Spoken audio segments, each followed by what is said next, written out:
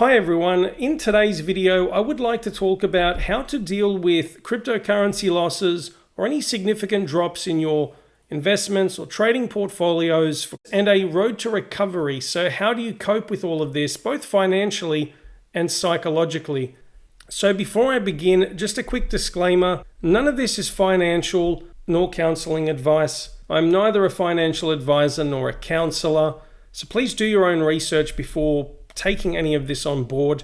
With significant market downturns, I know this has been a really big talking point for people who are struggling to deal with these major drops in the space, especially if you're holding Terra Luna or even UST. I'll be making a separate video about that with some updates, but specifically about coping with all of this. To jump straight into it, the first thing you need to do, most importantly, is accepting the situation for what it is. Now, I've broken this down, or various people's circumstances, into three broad classifications. The first one is you have crypto that you own outright in your wallet, and despite losing half of its value or even more, it's still active in your portfolio and it could potentially recover, especially if it's a high-capped crypto, thinking of Bitcoin and Ethereum.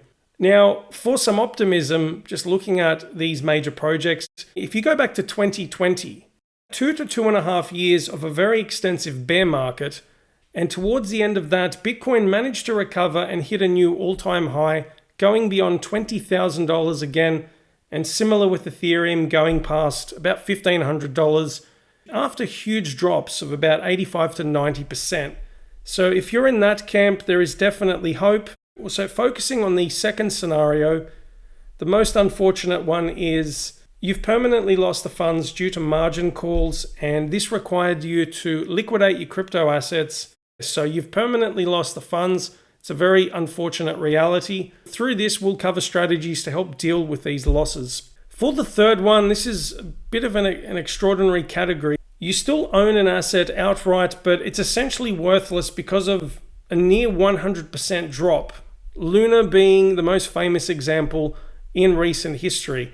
There is the possibility that you could get some compensation in return, but you have to treat it as if you've lost everything to then see this as an opportunity to rebuild both financially and then psychologically.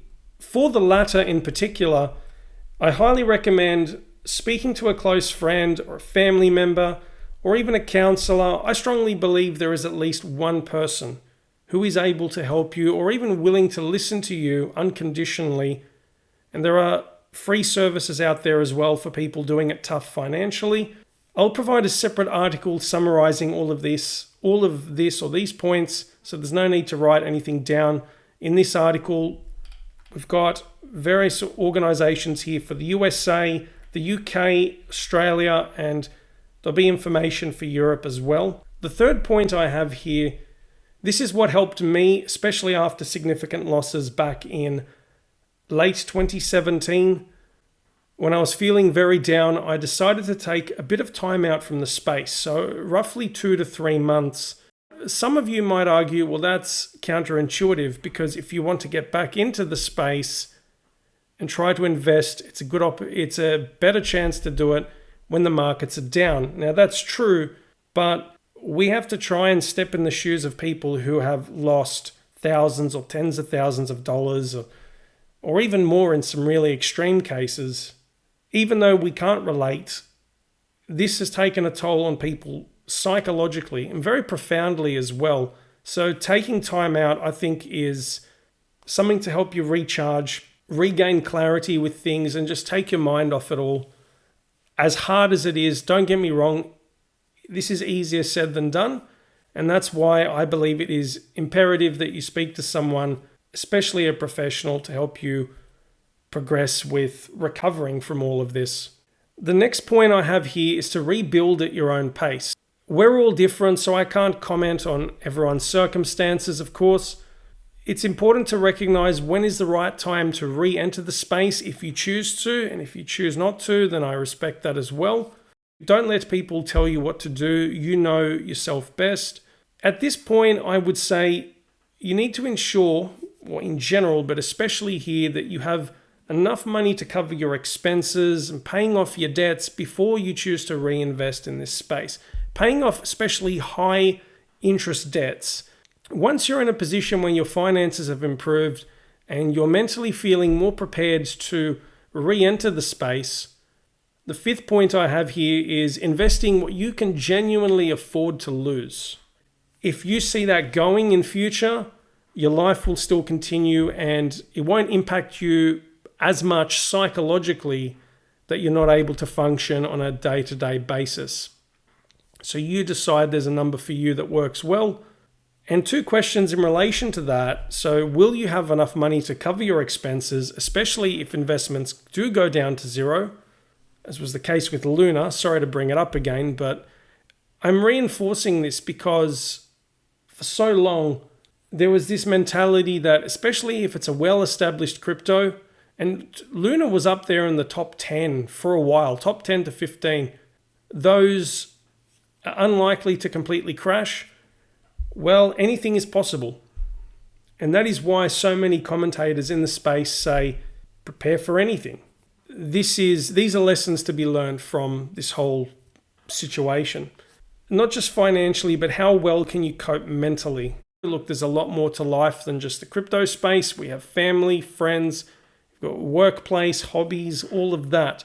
For the next point, do not invest in something that you don't understand. And I mean something you don't genuinely understand, how it works, what's the team spearheading it, what are the use cases of a given asset or company or whatever you're investing in, what are the potential risks to the industry as well.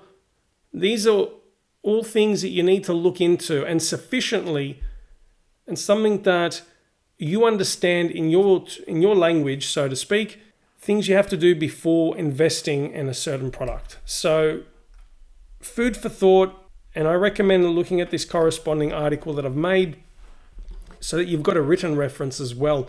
The next point here I have is diversify. Probably the most critical lesson to take away from this. Never put all your eggs in one basket. That adage is definitely the case when it comes to crypto, and not just within crypto. For example, there are some prominent commentators in the space or former hedge fund managers where one, for example, they said you should only invest about 1 to 5% of your net worth into crypto. We all have different perspectives on this. Whatever figure works well for you. So for this next point here, I've got number 9, boost your income. So this could be to have more of a buffer financially, or even if you want to have more money to then invest.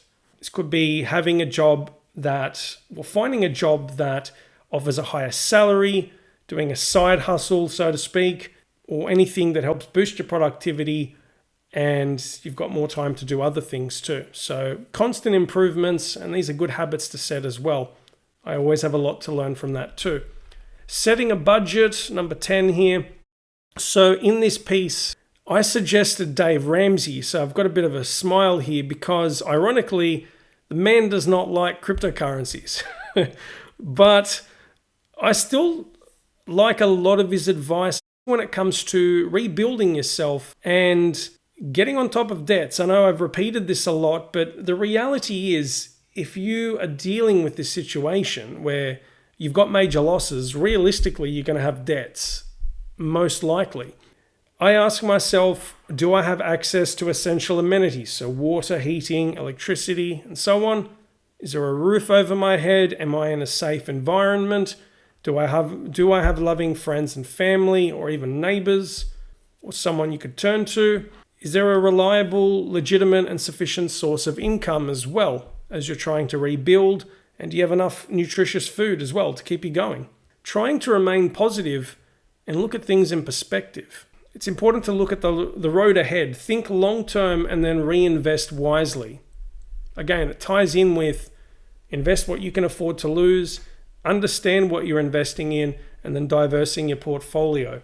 When it comes to crypto, you look at a white paper of a given project, consider the community engagement and any upgrades that are occurring for a specific crypto or blockchain, and what is being done to help improve and continuously advance the technology to then stay relevant, not just in 1 to 2 years, but even 5 to 10 years or even beyond. And this ties in with my next point: do your own research and also look at information from multiple sources, including those who disagree with you. And a lot of these skeptics or people who simply hate the space, if you're investing something, especially large sums, if you choose to get back into the space and you've got a significant amount of money in there, you've got to know where the money's going.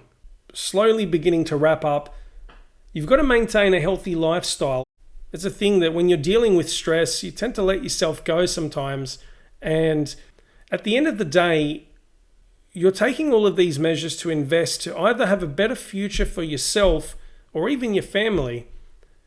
There's always room for improvement to maintaining a healthy lifestyle. You consider the 3 core pillars of good health. You've got a balanced diet as much as possible, adequate amounts of physical activity, and then sufficient sleep. If you want to ensure that you're coping with all of this and then having this healthier lifestyle, I believe would also assist you in making these wiser decisions when it comes to reinvesting or being able to take in a lot of this information when it comes to the cryptocurrency space. So all of these things, they all add up. It's like a holistic picture when you think about it. There is one more before I forget. Probably the most important one. If you reinvest and you start having significant windfalls and some major profits from all of this, hopefully that's the case for you in future, you need to have an exit strategy.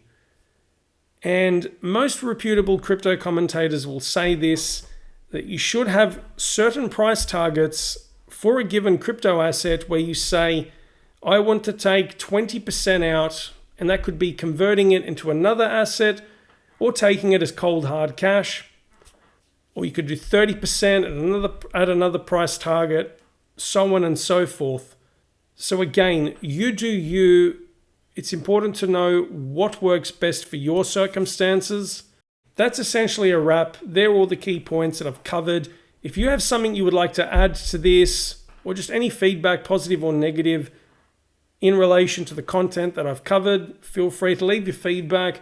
If you enjoyed this video, give it a sub, like it as well, and leave a comment too. All these things help with promoting my channel and the videos.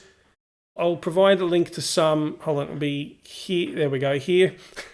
More videos for you to check out. So thanks for tuning in. That's a wrap, and it's good to be back. Talk to you shortly. See you later.